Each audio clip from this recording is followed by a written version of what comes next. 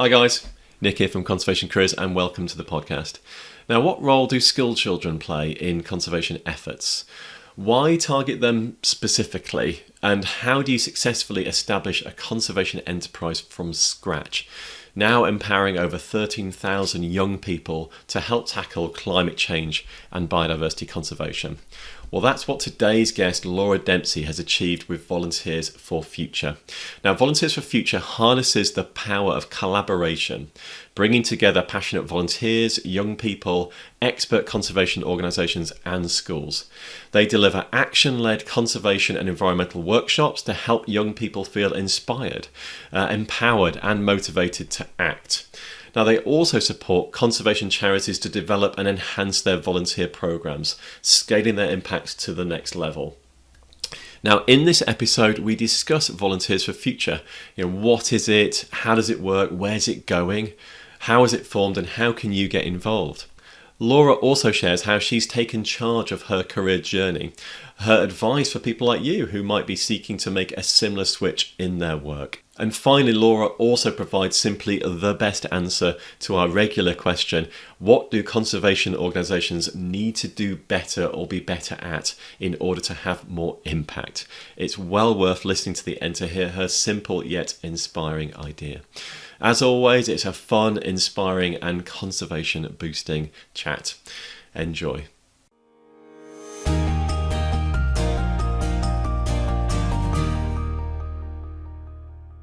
I'm Laura Dempsey and I'm the director and founder of Volunteers for Future. Hey Laura, welcome to the podcast. It's great to have you on. Thanks for having me. I was looking before the call, actually. We've known each other since 2019, so it's like 4 years now, which has sort of flown by, but it's always nice to connect. It's going to talk about what's going on, share a little bit about our own journeys, and it's great to have you on the podcast and to be talking more widely about this great thing, Volunteers for Future, that you've been developing and is growing and is really exciting to be sharing. So, well, maybe let's start there then. So you're director of Volunteers for Future. What is it? I mean, can you describe it to people who have never heard of it before? What is it you do? What are you aiming towards? So essentially, we're helping young people to navigate a world impacted by climate change. And initially, we very much focused on how can we just get more climate education into schools? So how can we deliver more workshops, more assemblies, more programs? But over time, it's evolved much more into how can we get young people actually taking action, using their voice, having that sense of agency to go and do something about what's going on. So we've been through quite an evolution as an organisation. So from kind of educating to inspiring to action. So that's essentially what we're here to do. Yeah, that's amazing. Yeah. Why schools particularly? Why children? Where's that focus come from? Lots and lots of things. So very early on, when I was very young, I really cared about the environment and animal welfare and conservation. And I always think back to the fact that if we'd had this kind of education at the time I was young, I think the world would be a very, very different place. And we've gone decades and decades without educating young people. And I think that's part of the reason we're in the challenge we're in at the moment. Yeah. So it's a deep-rooted belief in actually engaging young people at a young age is really important, not only for themselves but for wider society. I'd spent most of my career working with young people, so indirectly I ran lots of school mentoring programs in my first job with EY. I've also spent 10 years at the Prince's Trust working with young people who've been through a number of kind of challenging situations. But then what was the crucial point for me was the rise of the school climate strikes around 2018, 2019. That was like a snap moment for me of thinking there are young people having to mobilise themselves in their millions all across the globe to get their voices heard about this thing that is happening and really going to impact their futures and their current. And that was the point for me thinking, well, actually, I know lots about working with young people. I know how to work with schools. I know how to run programmes. And I really care about this as well. So perhaps I can then use my skills, my experience, my networks to kind of play a part. So went through a whole life change, switch careers essentially to kind of dedicate all of my professional and lots of my personal time to doing this. Amazing. I love the kind of the Venn diagram that you've created really about, an interest in education and youth, an interest in conservation and wildlife and tackling climate change. And then bringing your own kind of own professional skills into that. It feels like created this organization around your personal sweet spot, which Yeah. gives it such a good chance of success, of Yeah. happening because it's you and it's your passion and you'll drive it forwards. Yeah. And there's pros and cons to working in your passion, which I could talk a bit about later. Yeah. I think later on, some of the things I started to see were when we were engaging with young people in workshops, the power of their voice and opinion and their ability to question and challenge. And that's when that got me thinking, this is not about us educating them. They know so much already. They have such an influx of information and data coming through to them, way more than we ever did when we were young. And then they're having to handle all this information, but they have an opinion and they are making choices and they're telling us what we need to do, even as young as year ones in primary school, which is really fascinating. They just rattle off a load of animal facts to you. And I'm like, oh my goodness, you know so much already. Actually, we can learn lots from you. And that's when it started to become a bit more around, let us educate you. It was like, hang on a minute, you could educate us. Why don't we help you to do that? So that's where the evolution came from. Yeah. So how does it work then, Laura? I'm aware you work with volunteers, obviously with schools, teachers. You also connect to conservation organizations as well. Yeah. There's like sort of three aspects at least. Describe like the process and how it all functions. So that the heart of the business is really collaboration. And that's something I saw from my time working in the private sector and in the voluntary sector. Actually bringing together charities, businesses, volunteers, schools is where the magic happens. And working in silos is where progress doesn't happen. So that's what I really wanted to bring into Volunteers for Future, was to create this ecosystem where we could bring together all these passionate, expert, knowledgeable individuals and actually place them in a room with young people. And that's, another reason why we focused on schools, because young people are in school quite a while. It gives us a great opportunity to reach quite a lot of them and the teachers and perhaps their wider community and their parents. So how we work is we work with a number of partners. Some of those partners might have great education content, but aren't yet able to deliver it at scale in person. So we have the most amazing partnership with the Born Free Foundation, who focus, predominantly on wild animal welfare and conservation. And they have the most fabulous range of school programs. They're really well known, but they're not resourced to do lots of in-person delivery. So our volunteers actually take their content and deliver it on their behalf in schools. So that helps give them lots of reach and direct work, but also we get to see the impact of the program playing out. So we can directly feedback what's working, what isn't, how to strengthen the opportunity. So that's one model. Other models are we buddy up with other organisations where we've got complementary skills. So I've got a lovely partnership with an organisation called I Have a Voice, who focus a lot on youth advocacy, so helping to have a voice with politicians, with policymakers. And then an organisation called Social Innovation for All, who really focus on helping young people become innovators and designers and creators. And then we bring the climate education side. And so together we can almost form this perfect programme where we can teach people about the climate, we can get them designing and creating change, and then we can get them lobbying and using their voices. So often we'll look for complementary partners. So that's the kind of two models we've got at the moment. We'll co-design brand new materials together, or we'll take existing content that we know is credible, it's curriculum aligned, it's already well perceived in the market, and we'll help to scale that.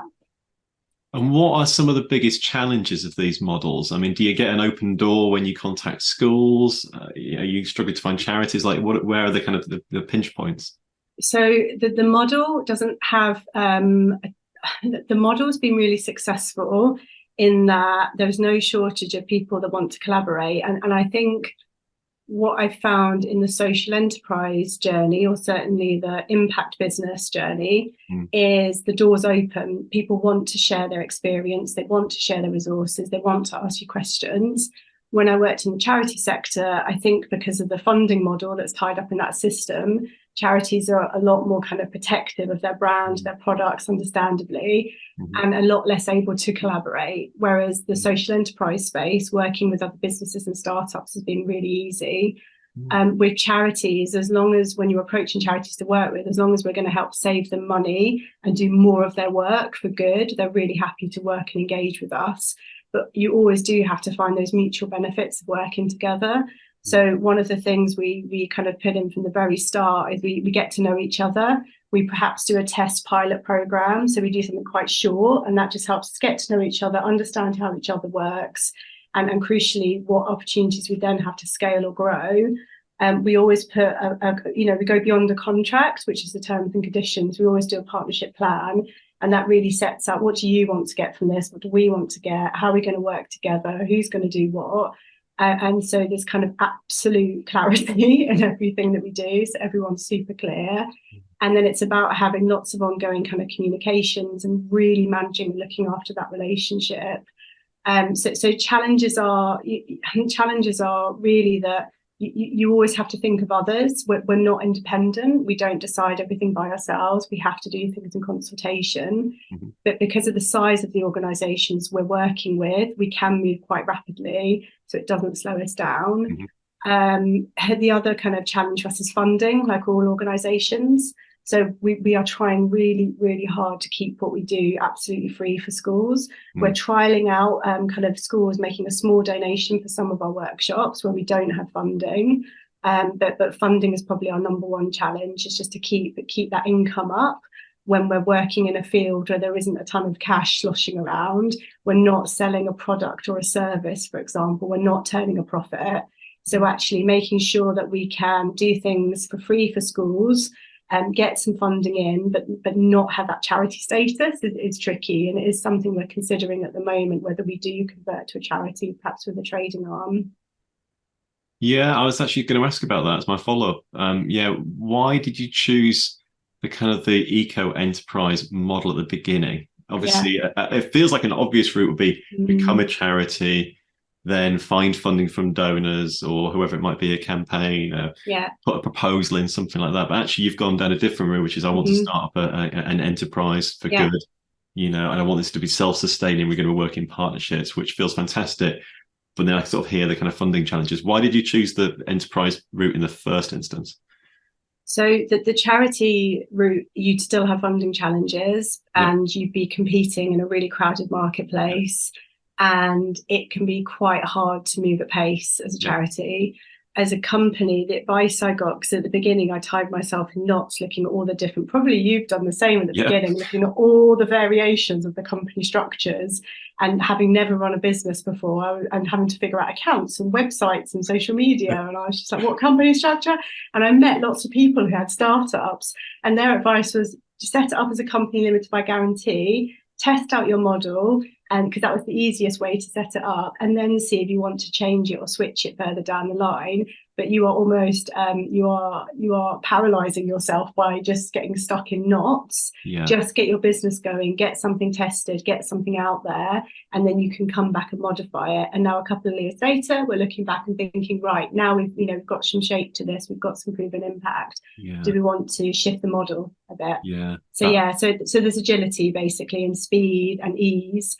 And when you're low on time and low on resource, that's the obvious answer. But it also gives you the ability to do whatever you want. We can flex and pivot and change the model. And wow, was that important when we launched really at the start of COVID. So that was really came in handy, having that flexibility.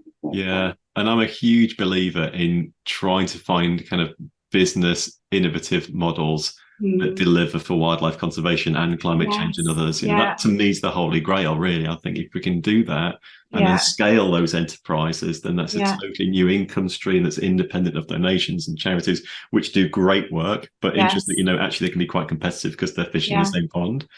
It feels like you're fishing in a totally different pond if you can do the sort of model that you and we're doing as well at our end.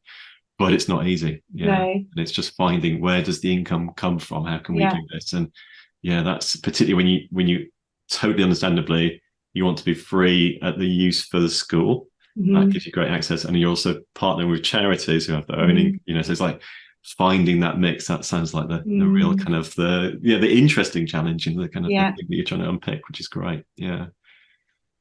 Where do you hope to be like 5 years from now with Volunteers for Future? Where are you going? Like, what are you excited about? This is a really good question. So ideally, we'd love to be in a space where this is bedded into the curriculum, and we've played a part in doing that. So climate change and conservation and biodiversity, it's there a little bit, but it's not there enough. So we would love to be in a space where we're still working with schools, because we recognise actually that's really important, having that external influence. You know, our volunteers come into schools, they are role models, they are helping to help young people understand what are the careers that they could move into. They're helping to share their journey and helping it to seem possible. So I would always want to be in a space where we're still going into schools and we're still needed in schools, but in somewhere where it's embedded in the curriculum, and we've played a part in doing that. Increasingly, we also want to be helping more and more young people to, you know, be lobbying, be campaigning, be using their voice and actually having that impact on policy change. And there's so many wonderful organisations that are helping to do that, like Teach the Future, for example, and then the UK Youth Climate Coalition, who are one of our close partners. So actually doing a lot more work with youth-led lobbying, campaigning, but also setting up their own enterprises and projects and initiatives. So actually way more on the, right, we've done a bit of education, but we've quickly got you started up with a business and now we're accelerating you. So that's probably the next direction. So yeah, so playing a part in a very climate curriculum embedded model and continuing to support young people in some of those longer term impacts. Yeah, it's so exciting, like hearing your passion. I always love it. And I love how you've gone from like education to action, you know, inspiring and action. And it feels like, you know, that's really where you're trying to get people to, but you're starting at the beginning and starting from the roots up, but going quickly and scaling. Yeah. You've already spoken to, well, I looked at your website, it says 8,000 kids. I'm sure it's more than that by now. It's probably an old stat, right? Yeah, it is. Typical of lots of startups, our website isn't as up to date. So once we get through to the end of this year, we would have reached about 15,000 young people. Yeah. And I'm really proud of that stat, because I know it's young people we would have worked with directly. It's not just schools and we count all those numbers. We've gone into that school, we've delivered a lesson, a programme, a workshop, an assembly. There's an exchange that's happened, there's an impact that's happened. So yes, I'm really proud of that figure, because we are largely a volunteer supported organisation running on a small budget. So that feels really good. And it's only recently we've started to look a little bit more in depth at the impact and the outcomes. Yeah. How often do you get to go into schools and see or deliver workshops, or do you sit at the back and listen and feel proud, or, you know, what's your interaction with schools? Because you're managing the organisation. Yeah. So I definitely did, I would say, a little bit too much at the beginning. And over the last year, we've been able to recruit more team members to help do that work. So I actually end up doing, you know, quite a bit, but over the last year, consciously less and less. But for brand new programs that we're running or piloting or trialing, I'll certainly be there for most of the delivery, supervising and supporting or shadowing or getting directly involved. I absolutely love doing it. So that's one of the other reasons. It's just such a joy. Like, you spend an hour in the company of 60 8-year-olds, and it's the most energy boosting, wonderful experience. And we're really lucky. We get to work with young people and have a wonderful time, but it's a very short amount of time. And the teachers are there for hours. And I think we do a couple of workshops and we need to sit down, a cup of tea. So I can't imagine, you know, what teachers go through being there every single day, all day long. So yeah, so I do quite a bit. I really enjoy it and I really love it. But as the director of a company, I've got to be thinking about fundraising, marketing, partner cultivation, the accounts, the website. So yeah, so I have to try and get that balance, and that's something I've worked really hard on over the last year. But that is tricky, to move away from the thing you love and you want to be part of, because you have to do the behind the scenes stuff, otherwise you're not going to grow. That's a sort of natural progression, isn't it? You see in lots of areas of work, you know, you start working in something that you love doing, and then sort of slowly sort of get sort of drawn away from it into other things. Like in academia, you get lots of academics who have a particular research project, whether that becomes a PhD or something, and then a postdoc, and before you know, you're a professor and you're sort of managing other people who are doing the research for you. And it's quite typical. So talking about 8-year-olds, I've got an 8-year-old, and it's hard enough just looking after one. Never mind 30 and every more. So kudos to you and the teachers, for all the effort, I'm sure. I think we get an easier ride of it because we're visitors, and they're always, as soon as you're a visitor, particularly with the younger ones, the older ones are a bit suspicious, and you have to prove to them that it's worth their time listening to you. Whereas the younger ones are just so excited that they're coming in. Yeah. So you do get an easier start, I have to say. That's nice. So talking about your job then, your sort of day-to-day role and as director, you've touched on that already just now in terms of the various things that you do. Like, paint a bit of a picture for someone that's listening who's kind of inspired by the sort of work you're doing, maybe even interested in following your journey. Like, what does being a director of a social enterprise mean right now? Like, typical day, week, month, however you want to describe it, but what do you actually do, if that's not too pointed question?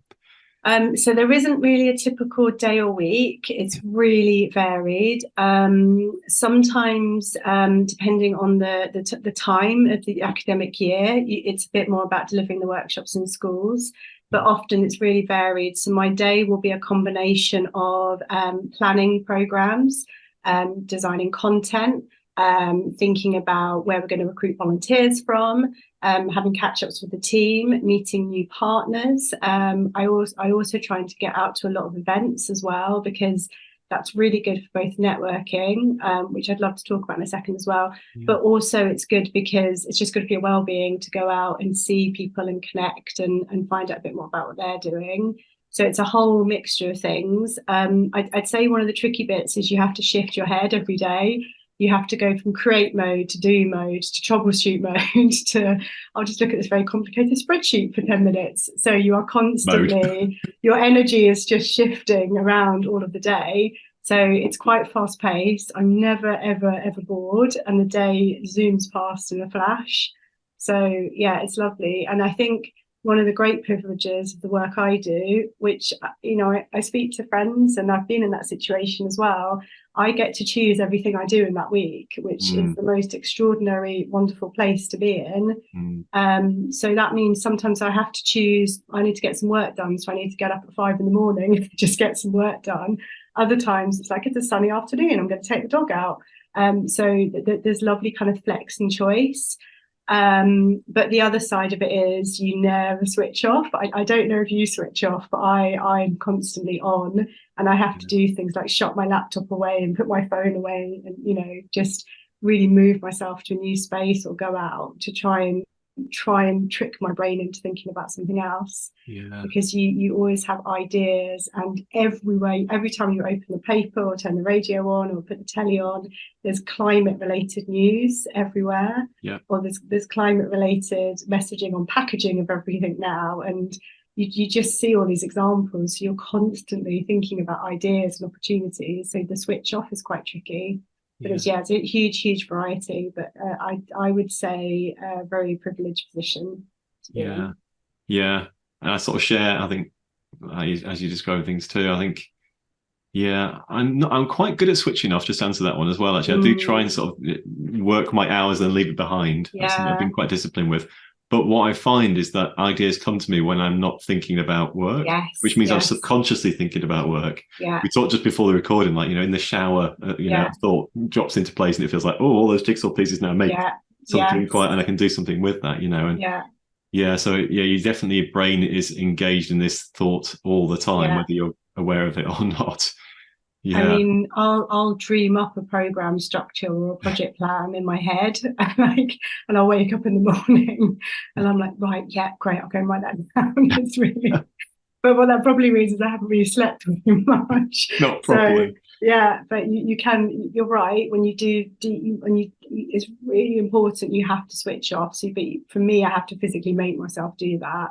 But then I recognise the huge benefits of doing that, not just for your well-being, but for the health of your business as well. Yeah, that's great advice. You talked a little bit there about networking and getting out, meeting people, getting support. I guess being an entrepreneur like you are can be quite a lonely journey. Has that been important to you? Yeah, so I recognised early on, I used to love being in a team. I loved my team. I loved working in a big organisation. I loved all the social side of it and all the collaboration. So I realised quite early on I had to manufacture that in the startup world. So I started making new friends, other individuals that have set up just businesses. Doesn't have to be related to mine. I also started buddying up with people that were in a very similar space. as well. And then I also am lucky to have an amazing network from my kind of previous career that I can lean on. I have a mentor, I have a coach. So I just built up this amazing support structure around me, to really help to provide ideas, critical thinking, to challenge, to troubleshoot ideas with. So I'm lucky to have a lovely network of friends, and kind of former colleagues and other kind of contacts that I can lean on. And that's something I would really, really recommend to anyone thinking about setting up their own business. You've got to build a structure around you. But to do that, it's got to be two-way. You can't just lean on people all the time. So you have to offer yourself up to proofread stuff, to answer questions, to think things over, to just be a listening, calming ear sometimes. So I think that's really important. But there's joy in doing that. And it also, I think you can become quite insular in your thinking. So it's also beneficial to talk to other people, because that just steps you out of your brain for half an hour. And that helps you clear the way a little bit in terms of thinking about what you need to do. So I think that's the thing I'd really, really recommend. And I think I've heard other guests talking about this on your podcast. Networking can seem a weird word. And actually, you've said it yourself, it's just about making friends. And once you figure that out, it's quite easy to then build your network, because you'll find people you really like, you really click with, you really feel curious to want to know more about. And, sometimes you have to do that cheesy thing by making the first move, inviting someone for a coffee, or suggesting, to go to an event together. So it is a little bit like dating. I think it's probably the comparison, but it's a really lovely, nice kind of process to go through, and really fulfilling, and returns so much, for not much effort back. Yeah, that's great advice, and I sort of echo all that too. I feel exactly the same. Yeah, it's important.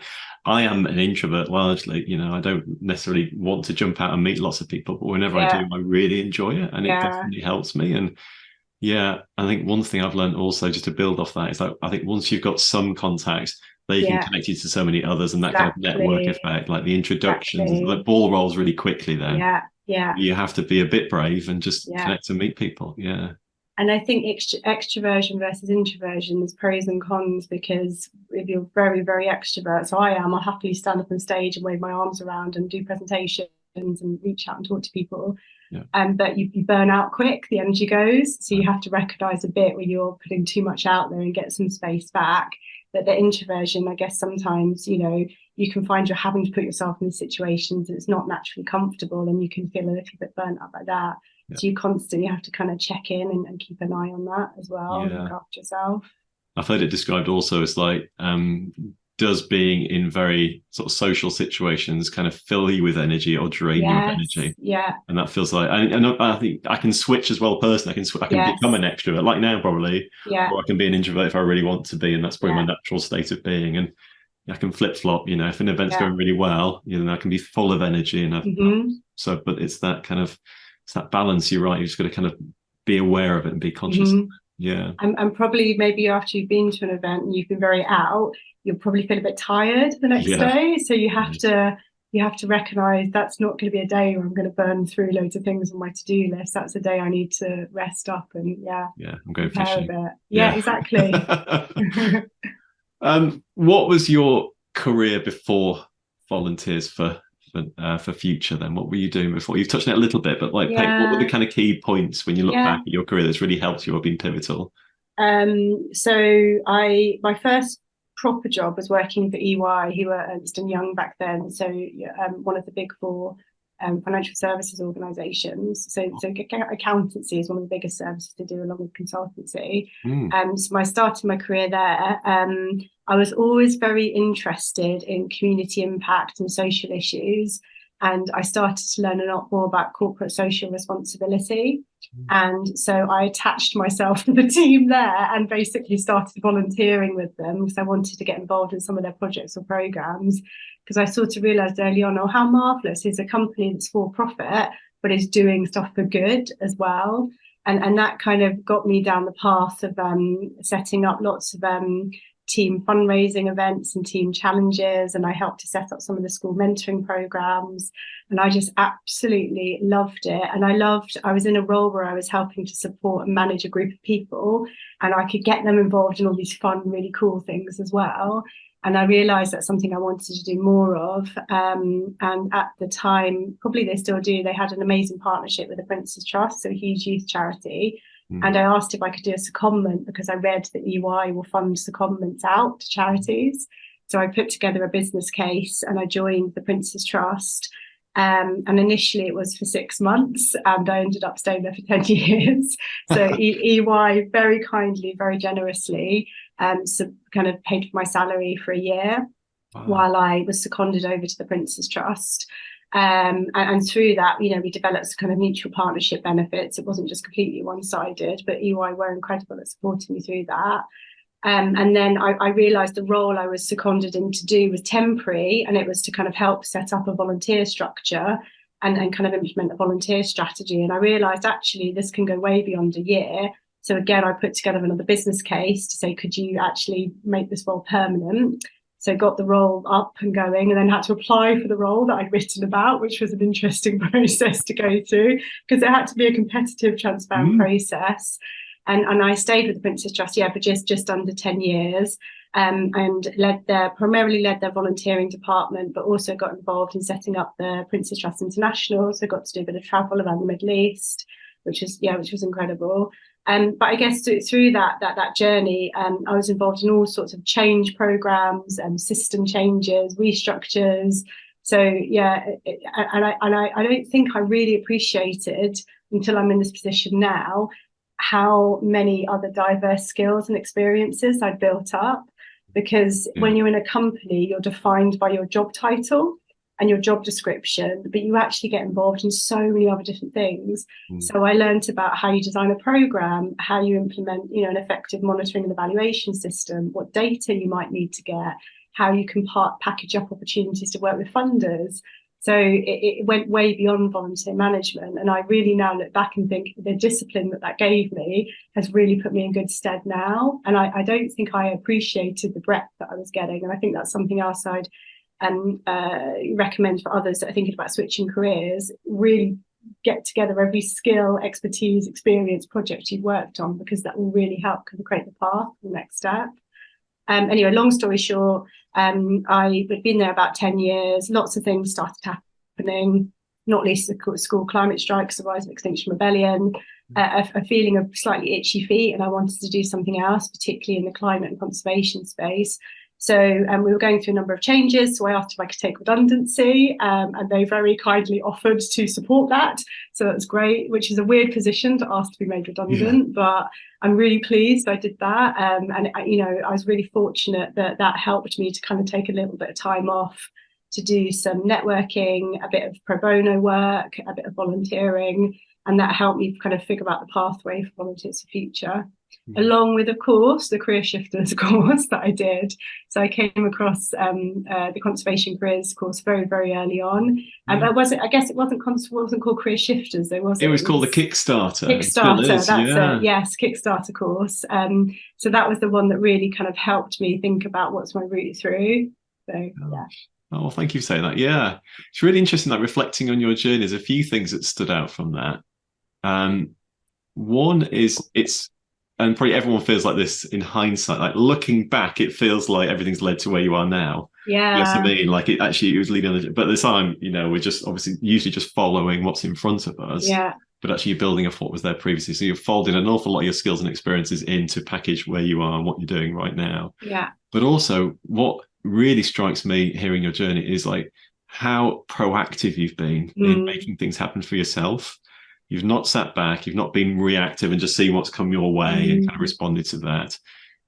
What I can remember is, you deliberately and earnestly young kind of, put yourself in with the corporate social responsibility team. You then realize, you can work with the Prince's Trust as a sabbatical, and you make that happen. You created the role within the Prince's Trust for yourself. You asked for your own redundancy. You've been really, you've made it happen for yourself, haven't you? Like not perhaps strategically, but you've consciously figured out what it is you want to happen and then made that thing happen. And I don't think you appreciate that that's what you're doing. I did a social enterprise course, and one of the things that they start off with in the course is do a life map. And we myself and my friends that were doing the course at the time, we ordered life maps. And you suddenly realize, basically, the life map is you plot out everything that's happened in your career and your education and your personal life, and you look for connections. And I was suddenly like, wow, I've always been really interested in wildlife and conservation. I've actually always worked with young people, even though I'd never recognized that's what I've been doing. There's just this amazing thread that starts to connect. And I think that's something else, people will often look back at their CV and say, oh, it's a bit disjointed, I've done lots of different things, but it isn't. You're like weaving this tapestry of like skills and experience that then takes you to your next step. And I think that's really key when you're looking back, is find those connections. Something else with the course that with you guys was thinking about those moments of flow. So actually, where are those energy points that you're getting where you completely lose yourself? And again, that can help you decide what to do next. Yeah. So that just reflection of looking back and looking for those patterns and pulling the themes together. When I was setting conservation careers up, I'm trying to figure out what it is I wanted to do as well. Similar to you, really. I was looking to just make a shift, edit your feet, and was doing some self-reflection. I looked at my LinkedIn contacts and profile, and there was a tool at the time where you can actually visualize the connections within your network. Wow. And it shows clusters of individuals based upon similar skills, things, whatever. And I'm a visual person. And it was so simple to see, okay, who I am is conservation here, ecology there, and one or two other things. And the whole thing was so obvious to me, actually. That kind of painted my picture for me. Yeah. Definitely. And it's kind of worth just taking that time to reflect, really, and then repivot and move forwards again, with who you are. Yeah. Wow. And we've covered huge amounts. One thing I'd like to touch on a little bit is I know at Volunteers for Future, you're always looking to build more support. You're looking for volunteers, you're looking for new partners. I want to carve out a little space for that as well in our discussion. Yeah, if people are listening and love what you're doing and want to find out more and get involved, like, how can they, who you're looking for? Yeah, just fill that gap. Yeah. So we are, as you would expect, recruiting for volunteers. So for anyone listening, if you've got an interest in working with young people, you don't need experience. We provide lots of training and support and guidance. But if you'd like to have a go at coming and running some workshops or some programs that focus on climate or conservation, or in fact innovation, then to get in contact. We have such a diverse range of volunteers, from those that are the very start of their careers, so they're just graduated or they're still at uni, from those who might have been working as teachers or youth leaders, from those mid-career. We have lots of parents who actually just want to be more connected to the climate cause, because that's not what they do in their life, but they can see it's really important for their children. So yes, we welcome applications for everyone. We are also running a programme in partnership with the Green Britain Foundation called the Young Green Britain Challenge. And that's actually where we bring expert mentors in to support young people to get their own enterprise projects or campaigns or community activities up and running. So we're especially interested in mentors that come from a design, innovation, or kind of startup world. And part of that is we've worked with the most fabulous range of partners in the last year. So we are always looking for partners, particularly those in the sustainability space, because they can provide these really tangible, exciting, real world examples of green jobs, of green products, of green services. And it just really helps to translate that message and really get young people excited, because talking about climate change isn't exciting always, and it's worrying and it's scary or it's complicated. But when you say, actually, here's a green football team, or actually here's, a way to recycle and upcycle clothing, or here's alternative food sources, or here's some, lots more musicians are aligned with the climate climate cause right now.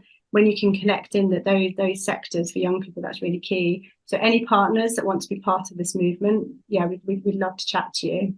That's great. Yeah, and we'll leave connections, contact details in our notes, and a quick Google for Laura Dempsey, Volunteers for Future, will find you quite quickly and easy as well. Yeah.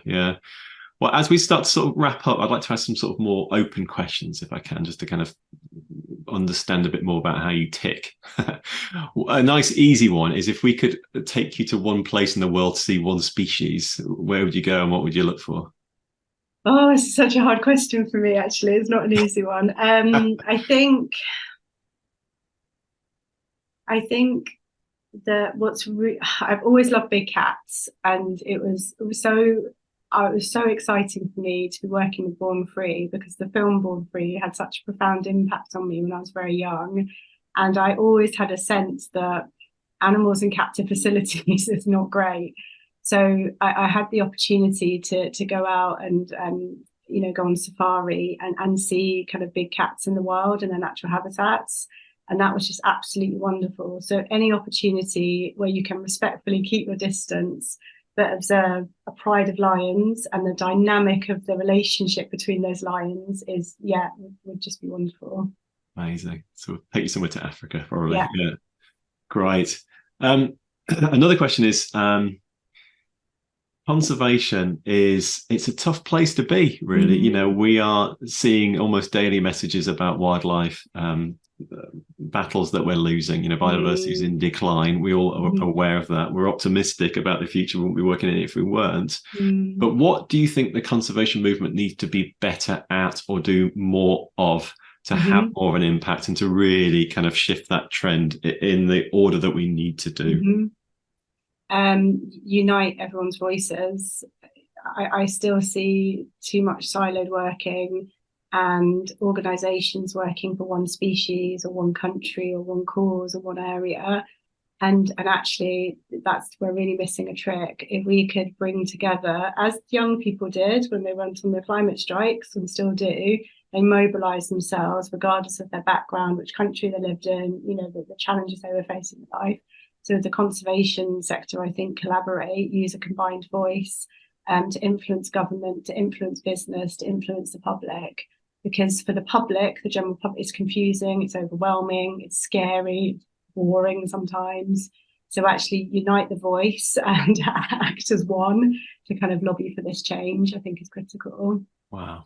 I've asked that question over 100 times, and I think that's one of the best responses I think I've ever heard. Yeah, you've obviously thought about that, and it's so clear and so simple.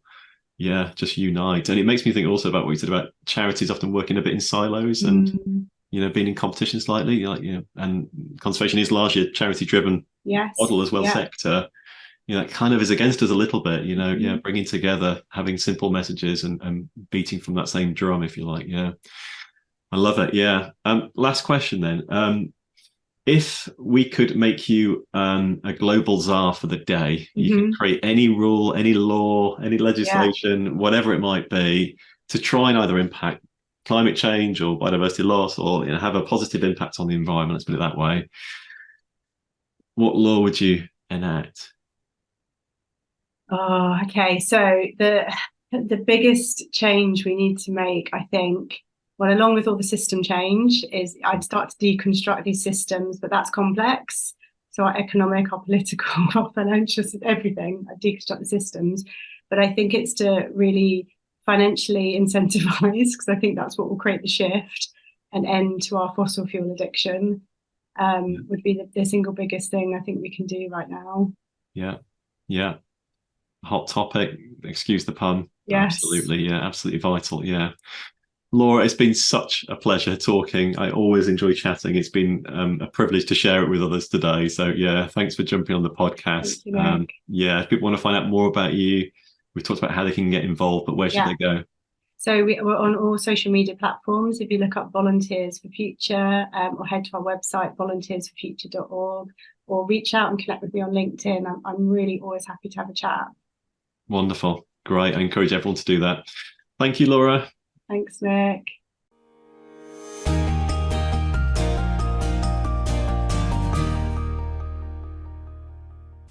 Okay, I hope you enjoyed that, everyone. If you did, then please do hit the subscribe button to get notified of new episodes as they drop.